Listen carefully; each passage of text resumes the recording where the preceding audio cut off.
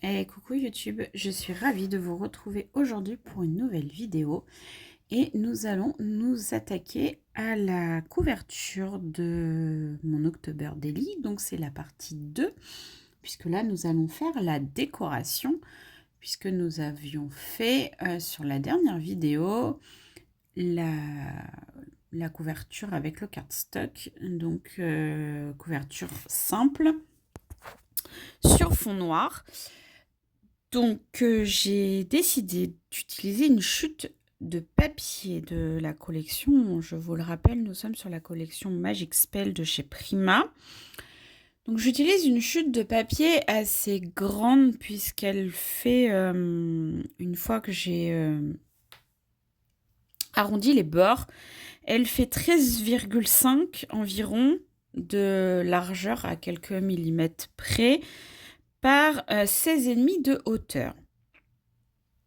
J'étais partie à la base sur un format tag classique, mais ça me plaisait pas.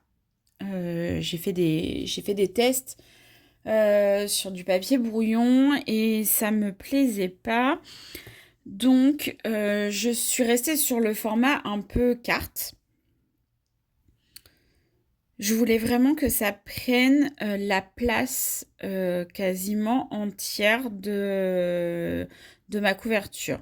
Donc c'est pour ça que j'ai choisi de le faire un peu en version, faire ces décorations-là un peu en version carte.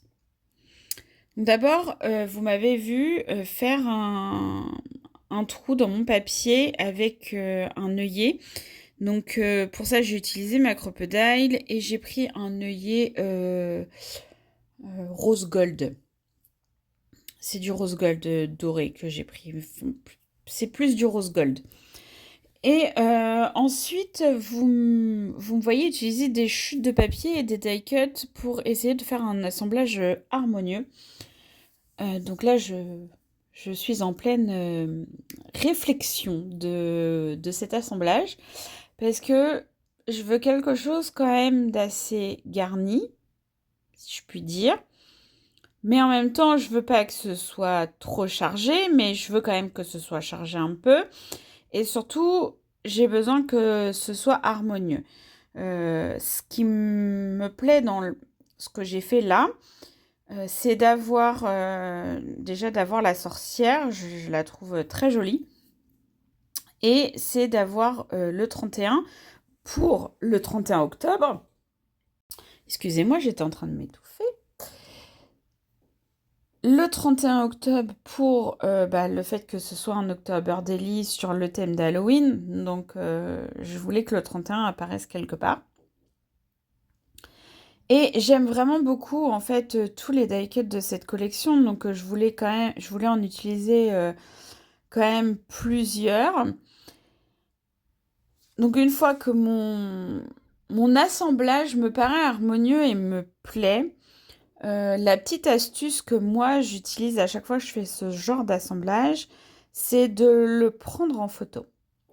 Parce qu'après, quand vous enlevez, en fait, pour pouvoir coller tous vos éléments, ah mince, ça, je l'avais mis où? Et du coup, bah, on est un petit peu perdu. Au moins, en prenant une photo et en suivant au final la photo, on sait à peu près où est-ce qu'on doit remettre les choses une fois qu'on les a encollées, en fait. Donc ça, c'était ma petite astuce du jour pour ce genre d'assemblage et ce genre de créa assez chargée. Elle est chargée au final, mais ça reste harmonieux et c'est pas trop chargé. J'utilise aussi de la mousse 3D parce que j'aime bien mettre en relief les die cuts pour apporter du volume à la création. C'est quelque chose que j'aime beaucoup faire. J'aime pas trop les couvertures, surtout quand je fais des couvertures, enfin des embellissements et des couvertures en fait. Parce que j'aime pas du tout les couvertures qui sont beaucoup trop plates, en fait, sans relief. Du coup, j'ai l'impression que ça manque un peu de vie. Mais après, c'est mon point de vue, moi j'aime faire comme ça. Je trouve que c'est plus harmonieux et c'est plus joli. Donc là, vous voyez que la fiole de potion, la pile de livres avec la citrouille, ce sont des choses que je mets en relief pour que ça ressorte de part et d'autre de, de la créa, en fait. J'aurais pu mettre la petite phrase, la Magic Spell, là, les deux mots. J'aurais pu le mettre aussi en relief, c'est vrai. Je m'en suis rendu compte après coup que ça aurait peut-être été... ça aurait peut-être ressorti un petit peu plus. Mais comme il va y avoir d'autres éléments qui vont arriver derrière, au final, je trouve que c'est pas très très grave. Et du coup, la petite dame aussi que je mets, je la mets aussi en relief. Je l'adore vraiment, cette petite dame. Elle me fait vraiment penser à Samantha de ma sorcière bien-aimée. Pour les plus anciennes d'entre nous, je, je suis vraiment très très fan. Je l'aime beaucoup. Et je trouve qu'elle rend très très bien et j'aime beaucoup le papier que j'ai choisi de fond pour faire ce fond. Là, vous me voyez, je sors euh, les, les petits éléments, les petites boules avec les paillettes à l'intérieur. Ce sont des éléments qui font partie de la collection.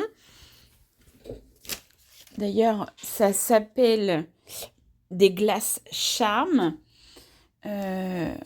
Et du coup, j'ai choisi les roses pour garder en fait. Donc, j'ai choisi le glace charme rose pour garder une harmonie en fait avec la robe du personnage.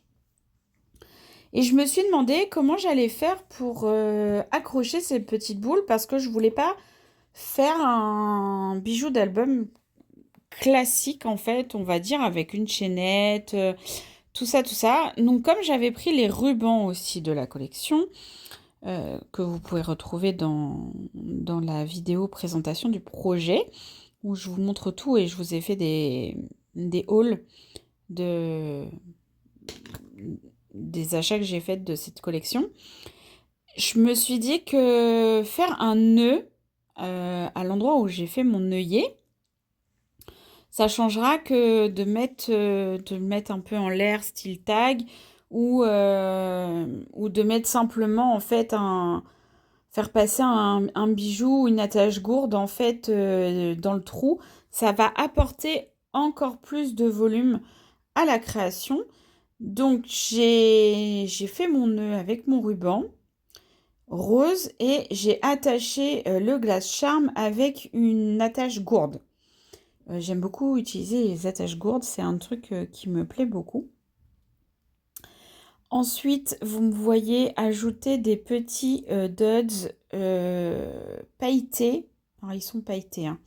Noir et rose. Alors, on voit pas très bien à la caméra, mais je rajoute des petits duds brillants pour apporter justement de la brillance en fait à la création.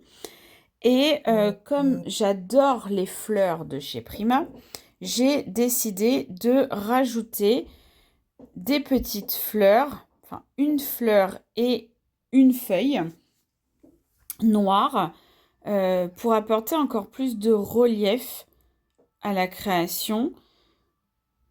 Je suis vraiment fan en fait de des petites fleurs de chez Prima. Je les trouve vraiment magnifiques. À chaque fois, je suis expectative devant. J'adore les mettre sur des couvertures de junk ou d'albums parce que je trouve que ça apporte vraiment une petite touche supplémentaire.